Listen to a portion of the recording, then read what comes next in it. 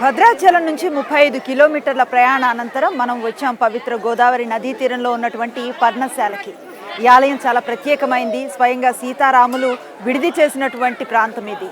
పర్ణ అంటే ఆకులు, శాల అంటే వాటితో చేసినటువంటి ఇల్లు. పర్ణశాల అంటే సీతారాములు ఇక్కడ నివాసం ఉన్న ప్రాంతం. ఈ పర్ణశాల విశేషాలు ఏంటో లోపలికి వెళ్ళి తెలుసుకునే ప్రయత్నం చేద్దాం రండి.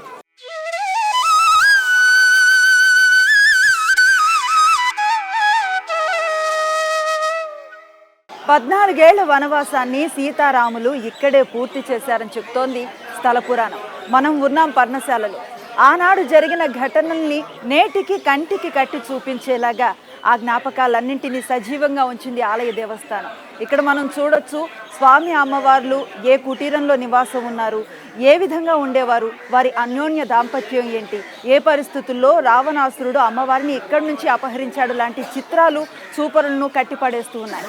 మనము చూద్దాం రండి.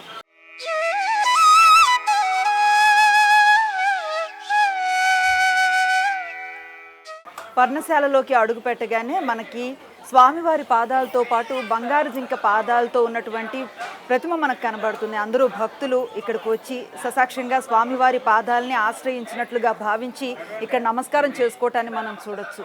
ఇంకొంచెం ముందుకు వెళదాం. అక్కడ కూడా కొన్ని రీతులు ఉన్నాయి, అవి కూడా చూసే ప్రయత్నం చేద్దాం.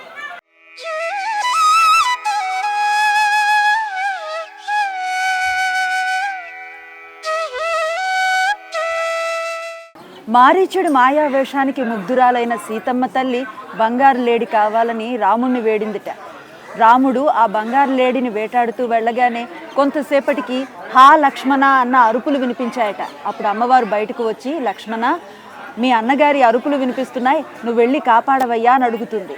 కానీ లక్ష్మణుడు, అమ్మ ముల్లోకాలని ఏలేవాడికి ఆపదేంటి, అలాంటిదేమీ ఉండదని చెప్తాడు. అయినా అమ్మవారికి పతి మీద ఉన్న ప్రేమ కొద్దీ లక్ష్మణుణ్ణి శంకిస్తుంది. అప్పుడు లక్ష్మణుల వారు ఈ లక్ష్మణ రేఖను గీసి ఈ గీతను దాటవద్దని చెప్పి అన్నగారిని వెతకటానికి ఇక్కడి నుంచి బయలుదేరుతారు.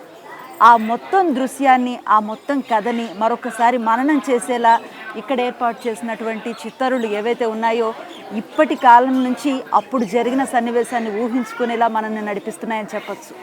రాముణ్ణి అన్వేషిస్తూ లక్ష్మణుడు అలా వెళ్ళిన వెంటనే రావణ బ్రహ్మ జంగమదేవర రూపంలో ఇక్కడ ప్రత్యక్షమవుతాడు. అమ్మవారిని భిక్షాందేహి అంటూ పిలుస్తాడు. ఆయనకి భిక్షను తీసుకువెళ్ళటానికి బయటకు వచ్చినటువంటి సీతాదేవి తన గుమ్మంలోనే ఉండి భిక్షను స్వీకరించవలసిందిగా అర్థిస్తుంది.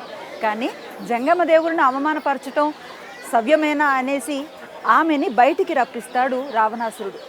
ఆ ఘటనలన్నింటికి సజీవ సాక్ష్యంగా ఈ చిత్రాలు నిలుస్తూ ఉన్నాయి. ఇక్కడికి వచ్చిన భక్తాదులందరూ కూడా ఆ రోజు అమ్మవారి పరిస్థితి ఏంటి, ఏం జరుగుతూ ఉంది అన్నది ఆలోచించడానికి సజీవ సాక్ష్యంగా ఈ రూపురేఖలన్నీ కూడా నిలుస్తున్నాయంటంలో ఏమాత్రం అతిశయోక్తి లేదు.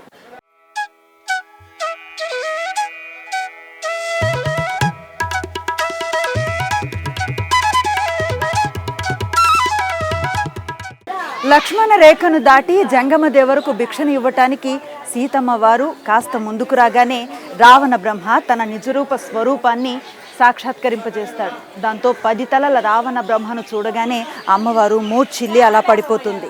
అలా పడిపోయిన అమ్మవారిని భూమితో పలంగా ఇక్కడి నుంచి రావణాసురుడు అపహరించుకుపోయాడు. ఈ గాథ అంతా కూడా రామాయణంలో మనం చదివి ఉంటాం, విని ఉంటాం.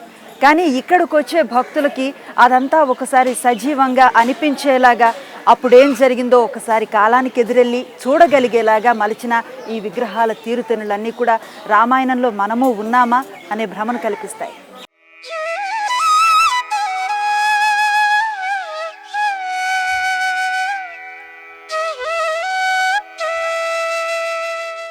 ఆయనం అంటే నడక, రామాయణం అంటే రాముడు నడిచిన నడక అని అర్థం.